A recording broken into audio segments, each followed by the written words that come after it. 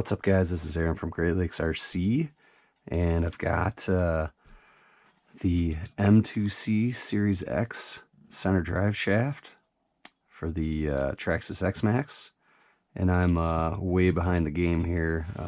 Lots of guys have been testing this. Rich Dupervash, Dennis, Three Sons RC, Bars and Tone, Thunder RC, and Commander Stig RC, RC Dude 81 also. So this kit, which is in testing right now, this center piece has a barrel, 2 bearings, and then you're going to insert the drive shafts. I actually think it goes, this one's longer, and also the shorter, I think, is on that side. And then you got your cups.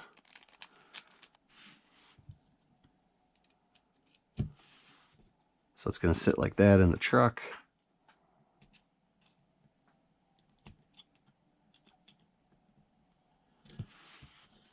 Going to sit like that in the truck, and then hopefully it's going to give it a little bit of compliance. These are all 70-75 right now. The guys that are testing them, I think, are noticing that the hardened steel is working better. So I'm probably just gonna right away install the hardened steel. And these cups are probably gonna end up being hardened steel too, just based on what some of the other guys are seeing. I'm not going as extreme as they are, so it'll be interesting for me. So that's the gist of it, and then I'll start installing it in the truck. So here's the reason why this drive shaft upgrade is going to be so good. So you can start to see I've got some marks here and here, right? Well, you can see that is warped.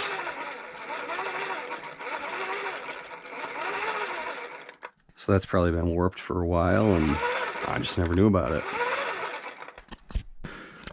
Alright, so I pulled the front off because I figured it'd be easier just to disconnect the servo than mess with the motor and stuff. Here's the stock shaft. You can see I'm getting some rubbing right here pretty bad. And then there's the marks where it was hitting on the chassis. But it actually isn't horrible. It's got a little bit of a twist to it, which I think it's straight. Probably can't see that, but there's a slight bit of a twist to it. So it actually did a somewhat okay job. So anyway, so the male end goes in on this side. Take that out a second. So you got your male cup. Fits in there, and then we'll put this side in, and then I gotta line up the other end. Alright, so that's how it's actually going to go in the truck. You got the male end there, female end there. Definitely recommend taking the front off. It was pretty simple. You basically get the 4 screws here, and then on the opposite side there's 1, 2, 3, 4 screws there, and then there's couple more here, so 4, 8, 10 screws, which isn't too bad. And then you just take the old stock shaft out, put this in, and like I said, still in testing. I'm just going to go straight to these hardened shafts.